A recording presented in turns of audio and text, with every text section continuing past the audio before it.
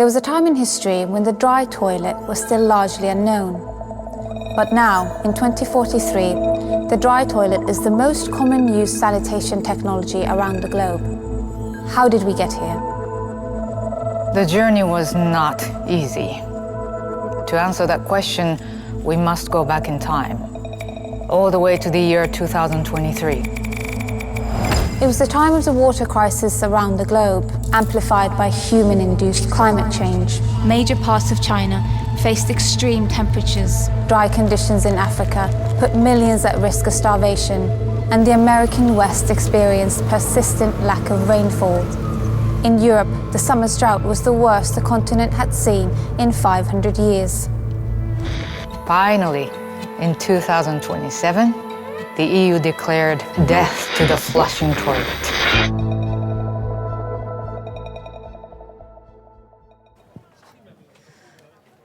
Welcome to the Pavilion of Finland and the exhibition Huussi, Imagining the Future History of Sanitation. We will soon be hearing a discussion on the themes of the exhibition, so sustainable sanitation and the urgency of the paradigm shift needed to how we deal with our waste. My name is Miina Jutila. I'm head of communications at Archinfo, which is the information center for Finnish architecture. And Archinfo is the commissioning organization of the Pavilion of Finland. Our director, Katarina Siltavuori, acts as commissioner. And the exhibition was created by the Dry Collective, working group led by architect and artist Arja Renell, and consisting of architects Emmi Keskisarja, Eero Renell, Janne Teräsvirta, and architect Barbara Motta from Italy, and visual designer and storyteller Antero Jokinen from Finland. And this event is also the launch of the exhibition publication, Death to the Flushing Toilet, which was edited by curator Arja Renell. And it consists of 13 expert articles on the themes such as the history of sanitation and the Venetian sanitation system and recycling nutrients. The book also showcases some innovative examples such as the Helsinki Huussi by the City of Helsinki. And now, so on stage, we have Arja Renell, the editor of the book and curator of the exhibition. And with her, Chief Design Officer of the City of Helsinki, Hanna Harris. Welcome. And the discussion will be led by Ben James of Ing Media, and Ben was actually one of the contributors to the publication he wrote about the Great Stink of London. The stage is yours, Ben. Thanks, Miina. Thank you. Thank you, everyone, for joining us. Arja, first question to you. For those of you that might not have been in yet, this pavilion declares the death of the flushing toilet. Could you quickly tell us why that needs to happen? Why is that such an urgent issue? Great. So basically what we discovered when we started working on this issue is that the current system is quite frankly ecocidal. The flushing toilet was invented at a time that the world population was about 1 billion. Now we're 8 billion and growing. And with climate change, we're also running out of fresh water resources. And as 30% of domestic water use is flushed down the toilet, we really need to begin to question, why are we still doing this? And this is an exhibition that responds very directly to an experience you had in Venice. So I'd like to hear a little bit about why you came up with this idea and how it came about. Right, so this is very true. I was here a year ago at the opening of the Art Biennale, queuing for the ladies' toilets just there. And as the ladies, there's always a long queue, we got talking. And I found out that the sewage actually goes straight into the canal system. And to me, that was a shock. I didn't know that before. And spontaneous thought was that, well, if that's the case, the flushing toilet is really not the right solution here. And what actually is needed here is a Finnish Huussi, which does not use water and actually produces compost. So, yeah, explain for everyone a little bit more about what the Huussi is and what kind of role does it play in Finnish cultural life? So Huussi, of which we've built an example here in the exhibition, not in use during the exhibition though. You'll have to wait until November when it's moved to the island of Venezia. It's a traditional toilet in Finland that is still widely used, mainly at summer cottages. We've got 500,000 of them, and most of them have a functioning Huussi.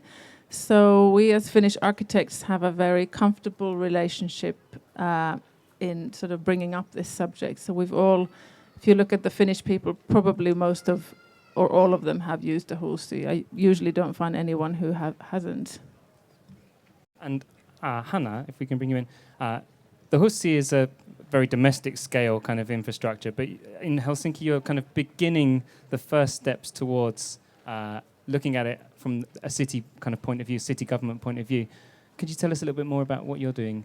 Yes, so as I think Arja has very well laid out the really profound reasons why we need to look at this issue, why we need to put the flushing toilet to another place, and as the films beautifully there display the kind of future, how we will be looking back at this issue, what we are doing now. But of course the applications need to become larger scale and they need to become urban, and as cities we need to start looking at how can we do this in those kind of contexts, who do we need to be talking to.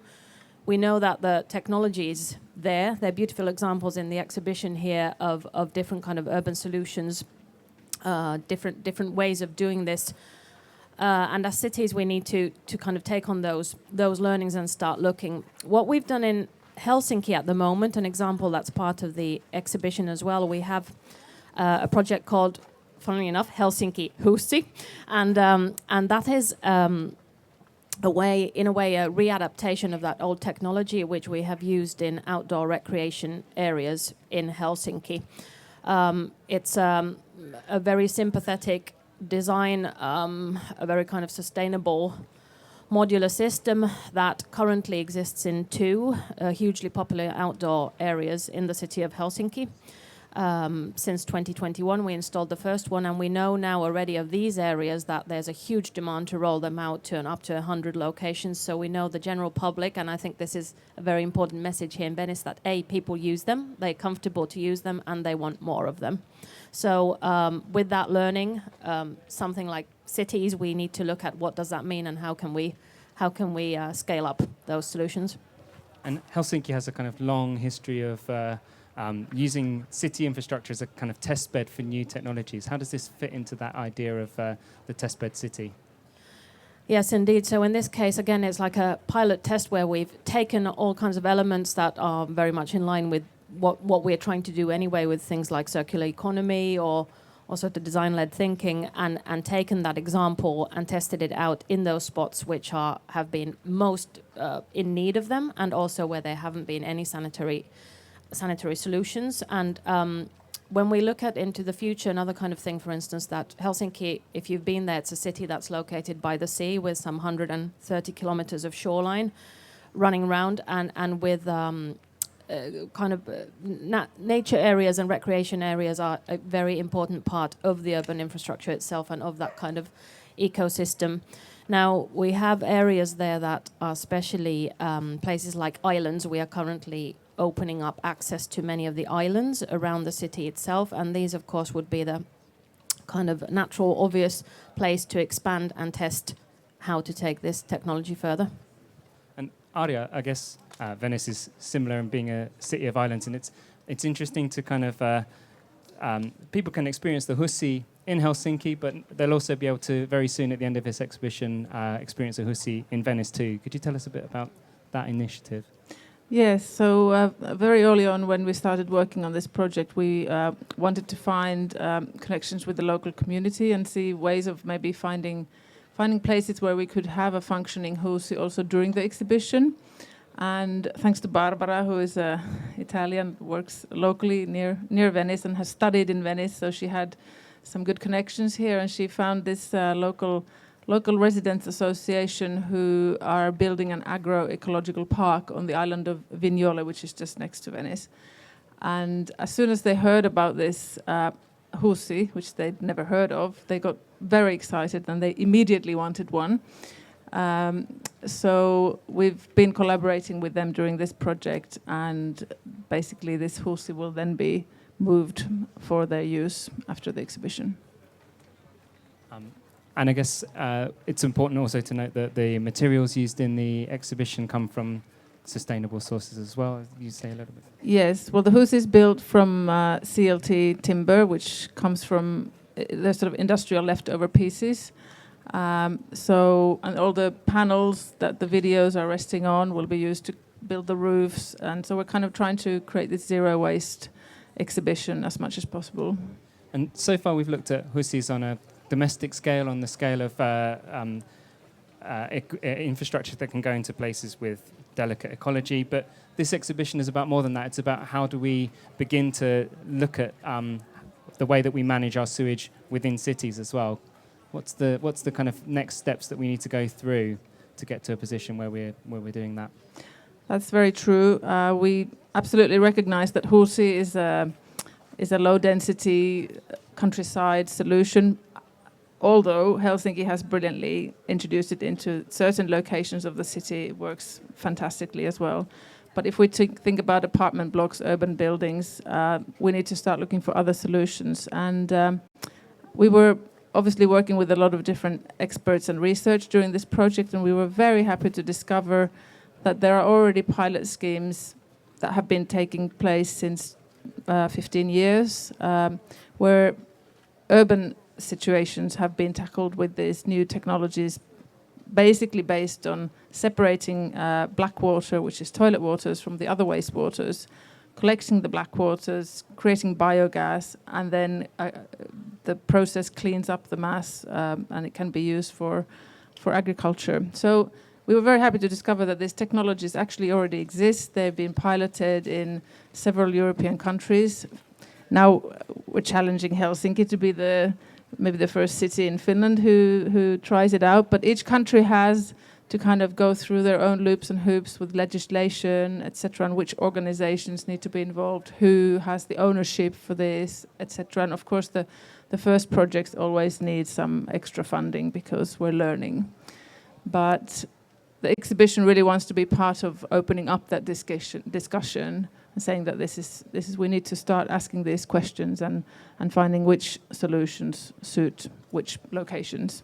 And you've spoken about the idea of seducing change and the idea that bringing something kind of charming and domestic. There's a lovely article in the book where it's described by the writer as really the only room domestically that you have private space in. You can go in and lock the door and no one else bothers you in this particular space.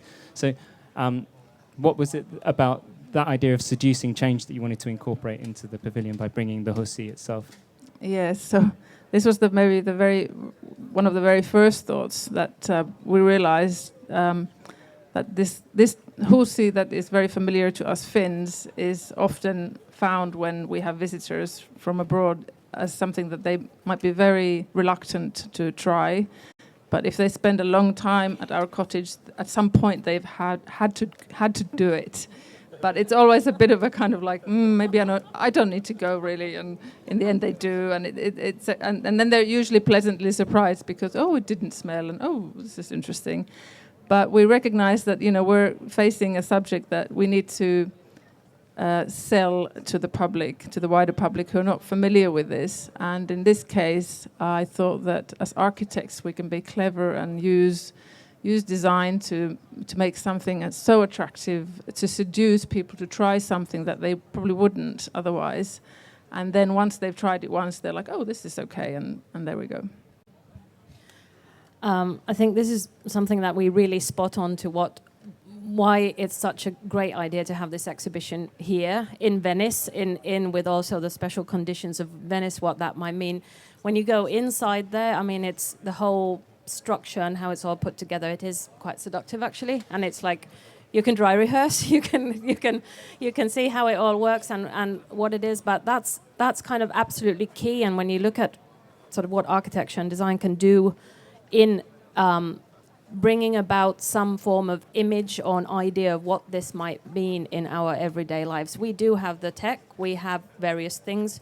This goes for, of course, many other important change issues that we need to do on a kind of planetary scale. But this is why this opening of a discussion here is such a great one.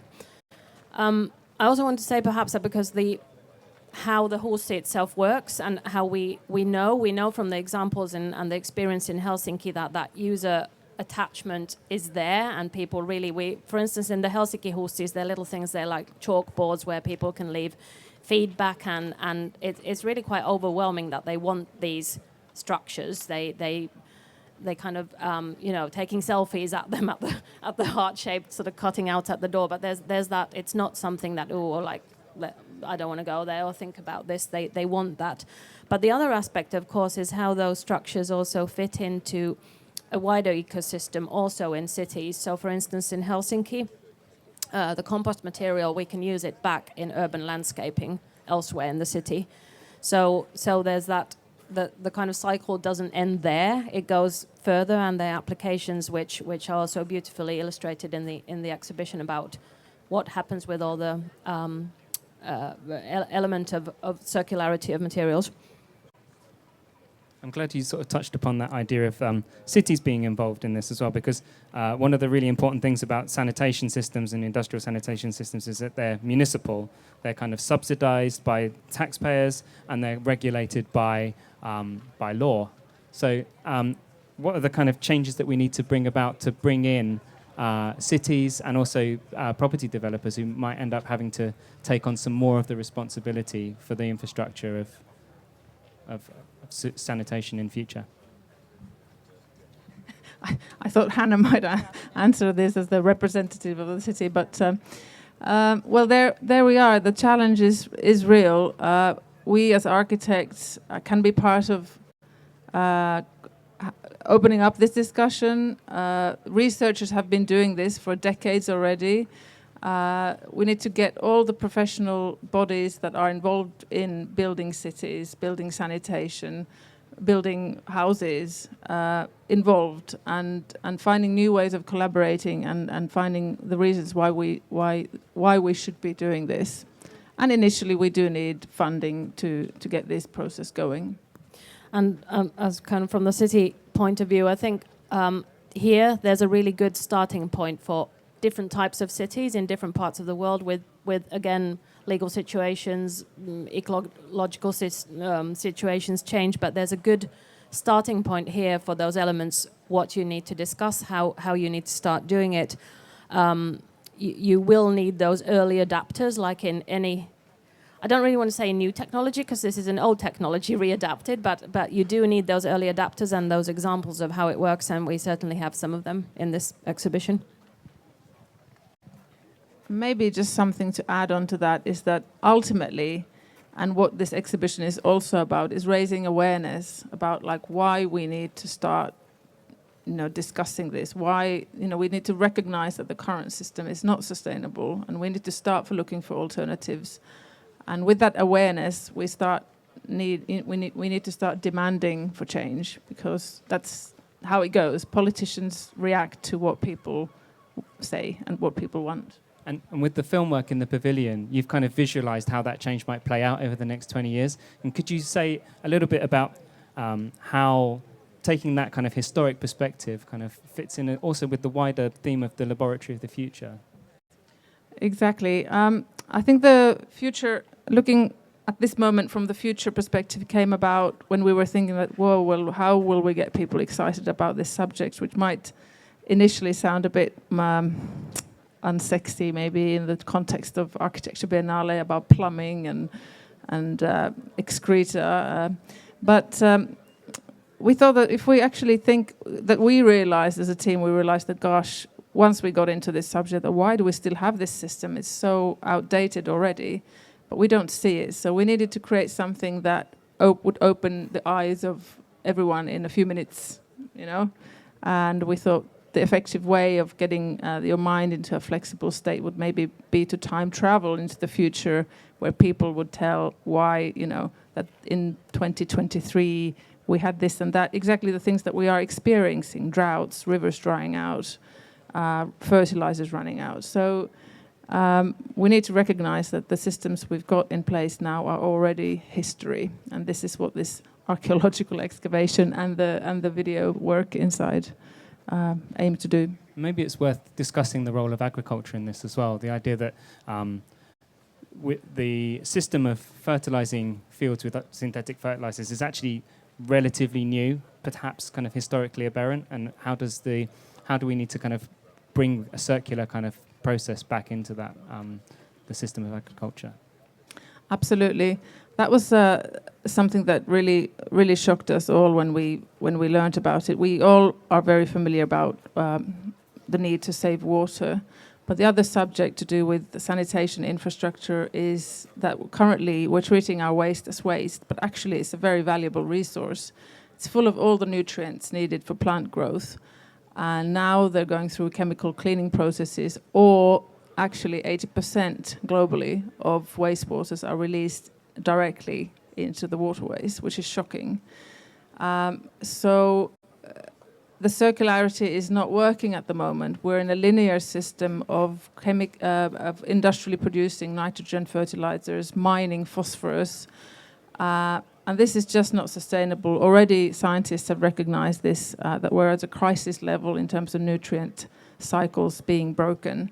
So we need to build that cycle again so that we stop polluting our waterways with nutrients.